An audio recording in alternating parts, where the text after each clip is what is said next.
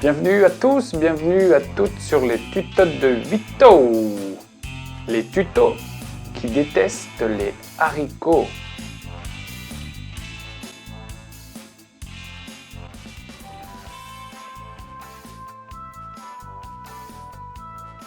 Okay everyone, hello. I'm very happy to see you again. I hope you're fine. Yes, I am speaking English right now, which is what this thing is all about. Okay, don't worry, I'm going to speak French in a second, okay? Aujourd'hui, dans les tutos de Vito, nous allons parler des dates. On a appris dans les tutos précédents à parler des jours, des mois, des saisons. Il va être temps d'apprendre à maîtriser les dates parce que, comme vous vous en doutez, les dates en anglais ne se disent pas de la même manière que les dates en français. Et encore une fois, on va s'apercevoir qu'il y a une différence entre la date en anglais britannique et la date en anglais américain ou canadien. Avant d'apprendre à dire la date en anglais, il va falloir qu'on apprenne à utiliser les nombres ordinaux. Qu'est-ce que c'est que ce truc? Les nombres que vous connaissez, 1, 2, 3, 4, 5, etc., ce sont des nombres cardinaux. C'est ce qu'on appelle les nombres cardinaux. Aujourd'hui, on va avoir besoin des nombres ordinaux. Alors, il ne s'agit plus de 1, 2, 3, 4, il s'agit du premier, du deuxième, du troisième, du quatrième, etc.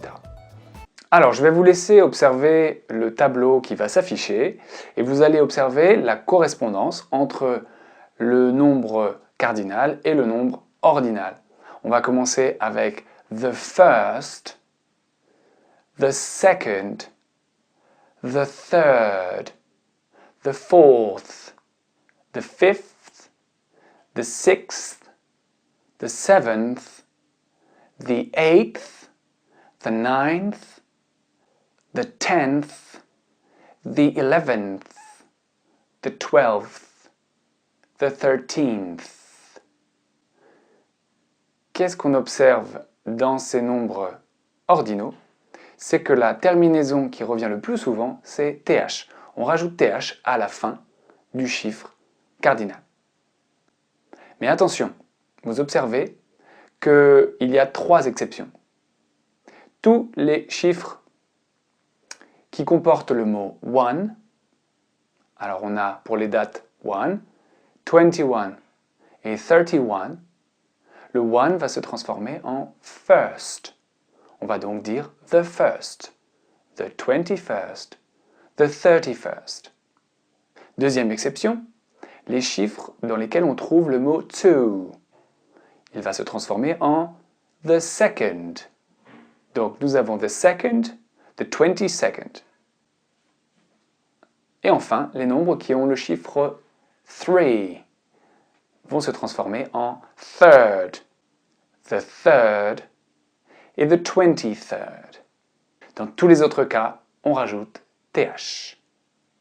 Une fois que l'on s'est bien entraîné à prononcer les ordinaux, on va pouvoir attaquer les dates. Alors, en anglais britannique, l'ordre est le même que dans notre langue française. Nous allons choisir une date fictive et la transformer en date anglaise.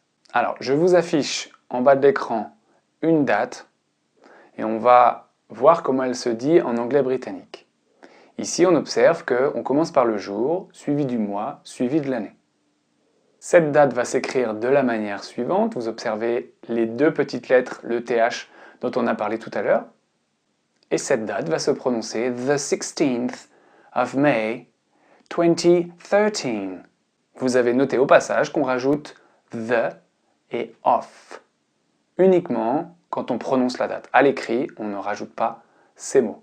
On va voir maintenant comment est-ce qu'on va dire la date en anglais américain, canadien. Il n'y a pas grande différence, mais quand même, ce ne sont pas exactement les mêmes manières de prononcer et d'écrire la date. Je vous affiche la même date en anglais américain, et là, on s'aperçoit, si vous regardez bien, que on a commencé cette fois-ci par le mois. Voici comment va s'écrire la date. Donc on commence par le mois, March, une virgule, 14th, 2013. Donc là, il n'y a pas de différence entre la manière dont on écrit la date et la manière où on la prononce. March 14th, 2013. Vous avez tous noté la manière dont on prononce une année en anglais, on en a déjà parlé, alors c'est très simple. Pour dire une année, on coupe les 4 chiffres en 2 et on va prononcer 20, 13. On va prononcer les 2 chiffres du début suivis des 2 chiffres de la fin. Ça fonctionne pour toutes les dates. Prenons par exemple une année antérieure à 2000, 1998. On va couper 1998 en 2. Ça va nous donner 1998. Pour les années 2000, en gros jusqu'à 2010, de 2000 à 2010, cette technique ne fonctionne pas bien, donc on va davantage utiliser 2000. 2000 pour 2000, 2001, 2002, 2003, etc. Et puis dès qu'on arrive à 2010, on va de nouveau couper en 2, ça va nous donner 2010, 2011, 2012, 2013, 2014 et bientôt 2015. Vous noterez également que, contrairement au français, le mois porte une majuscule. Pour terminer, on va essayer de mettre ces dates en situation. Je vous propose quelques questions typiques qui amènent une réponse avec une date. When is your birthday? When is your birthday? À cette question, vous pouvez répondre tout simplement It's. On commence par It's. Et là, attention, on va utiliser la préposition on. On utilise on quand il s'agit d'une date complète. Par exemple, my birthday is on. Et ensuite, vous choisissez soit la manière anglais-britannique, soit la manière anglais-américain. Par exemple, my birthday is on the 16th of May. Ou alors, my birthday is on May 16th. Attention, si vous précisez uniquement un mois ou une saison, cette fois-ci on ne va pas utiliser on va utiliser in. Si vous êtes né au printemps, I was born in spring. Si vous êtes né au mois de juillet, I was born in July. Is everything okay? Right. Now, you need to practice. You really need to practice your dates. Rien de tel que la pratique. Dans la vie de tous les jours, on est constamment entouré de dates. À vous, désormais, d'essayer, en révisant les mois, d'abord, il faut réviser les mois et les jours, essayez de reproduire toutes les dates que vous rencontrez dans les journaux, à la télévision, dans les médias, sur Internet. Et essayez de vous demander, tiens, comment est-ce que je dirais cette date à la manière anglaise ou à la manière américaine. Les tutos de Vito, c'est fini pour aujourd'hui. Thank you very much for watching.